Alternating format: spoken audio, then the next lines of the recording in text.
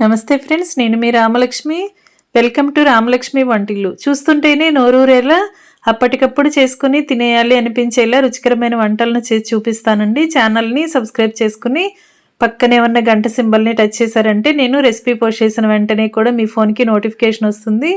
Open చేసి చూసి మీరు కూడా కుక్ చేసి ఫ్యామిలీకి సర్వ్ చేసి వారందరూ అందించే పొగడ్తలకు పొంగిపోతారని ఆశిస్తూ ఈరోజు రెసిపీని చేసి చూపించబోతున్నానండి. రైస్, రోటీ, చపాతీకి చాలా బాగుంటుంది. మిర్చి కా సాలన్. స్టవ్ వెలిగించుకొని కళాయి పెట్టుకుని 2 టేబుల్ స్పూన్లు పల్లీలు వేసుకోండి. అలాగే 2 టేబుల్ స్పూన్లు నువ్వులు వేసుకోండి.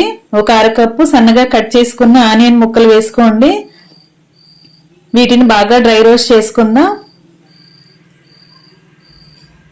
ఇలా కలుపుకుంటూ ఉంటే పప్పులు అనేవి నువ్వులు అనేవి మాడకుండా ఉంటాయండి. ఇలా ఫ్లేమ్ని సిమ్లో పెట్టుకుని ఫ్రై చేసుకోండి. ఇప్పుడు ఒక అరకప్పు కొబ్బరి తురుము వేసుకోండి. పచ్చి కొబ్బరి తురుమైనా వేసుకోండి, లేదంటే ఎండు కొబ్బరి తురుమైనా వేసుకోండి. దానిని కూడా వీటితో పాటు బాగా డ్రై రోస్ట్ చేసుకుందాం.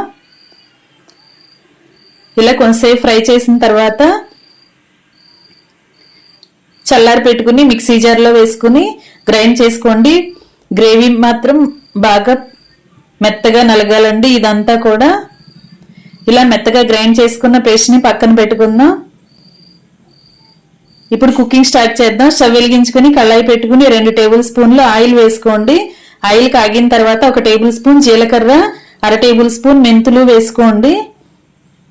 ఇవి బాగా ఫ్రై అయిన తర్వాత 2 టేబుల్ స్పూన్లు కారం వేసుకోండి. ఇప్పుడు 1 టేబుల్ స్పూన్ ధనియాల పొడి, 1/2 టేబుల్ స్పూన్ జీలకర్ర పొడి వేసుకోండి. ఇవి మొత్తం కూడా ఆయిల్లో బాగా ఫ్రై చేసుకున్న తర్వాత మిర్చి తీసుకోండి. నాటు పచ్చిమిర్చి అయితే లోపల ఉన్న గింజలన్నీ కూడా తీసేసుకోండి. అలా తీసుకుని 2 ముక్కలుగా కట్ చేసి వేసుకున్న తర్వాత 1 టేబుల్ స్పూన్ సాల్ట్ వేసుకుని మనం గ్రైండ్ చేసుకున్న పేస్ట్ అంతా కూడా వేసేసుకుని బాగా కలిపేసుకుందాం. ఫ్రెండ్స్, బజ్జీ పచ్చిమిర్చితో చేసినట్లయితే ఘాట్ అనేది మనకు అస్సలు తెలియదండి. మిర్చి టేస్ట్ బాగా తెలుస్తుంది. అదే నాటు పచ్చిమిర్చితో చేసుకోవాలంటే లోపల ఉన్న గింజలన్నీ తీసుకుని వాడుకోండి. ఇప్పుడు 1 టేబుల్ స్పూన్ అల్లం వెల్లుల్లి పేస్ట్ వేసుకుని అదంతా కూడా కలిసే వరకు బాగా కలిపేసుకోవాలి. ఇలా ఉడుకుతున్నప్పుడు ఆయిల్ మొత్తం కూడా పైకి రిలీజ్ అవుతుంది కదా. ఫ్లేమ్ని సిమ్లో పెట్టుకుని గరిటెతో ఎప్పటికప్పుడు కలుపుకుంటూ ఉండండి. అప్పుడే అడుగు మాడకుండా గ్రేవీకి టేస్ట్ అనేది బాగా వస్తుంది. ఇలా ఆయిల్ రిలీజ్ అయిన తర్వాత తగినన్ని వాటర్ పోసుకోండి. ఇప్పుడు 1 టేబుల్ స్పూన్ గరం మసాలా కూడా వేసుకుని అదంతా కూడా గ్రేవీలో కలిసే వరకు బాగా కలిపేసుకోవాలి.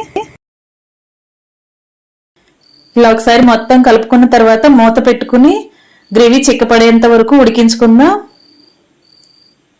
కొంతసేపు ఉడికిన తర్వాత మూత తీసుకుని చూసుకున్నట్లయితే గ్రేవీ చిక్కబడుతుంది.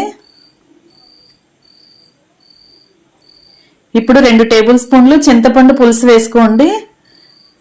మసాలా పేస్ట్ గ్రైండ్ చేసిన జార్లోనే కొంచెం చింతపండును కూడా గ్రైండ్ చేసుకుని అది 2 టేబుల్ స్పూన్లు పులుసు వేసుకోండి. ఇప్పుడు కొన్ని కరివేపాకులు కూడా వేసుకుని మొత్తాన్ని ఒకసారి బాగా కలిపేసుకుని మూత పెట్టుకుని కొంతసేపు ఉడికించుకున్న తర్వాత మూత తీసుకుని చూసుకున్నట్లయితే గ్రేవీ అంతా కూడా చక్కగా చిక్కబడి ఆయిల్ అంతా పైకి రిలీజ్ అవుతుంది కదా. ఇప్పుడు ఒకసారి సూప్ని టేస్ట్ చూసుకోండి. గ్రేవీని టేస్ట్ చూసుకుని సాల్ట్ కానీ చాలకపోతే యాడ్ చేసుకోండి.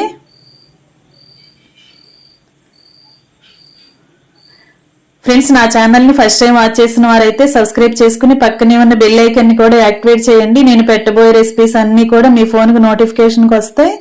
ఏ రోజు రెసిపీ ఆ రోజు ఓపెన్ చేసి చూడొచ్చు.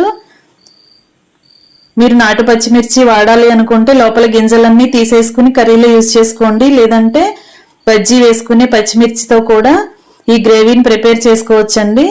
ఇది రైస్కి, చపాతీకి, అలాగే వెజిటబుల్ పలావ్కి చాలా టేస్టీగా ఉంటుందండి.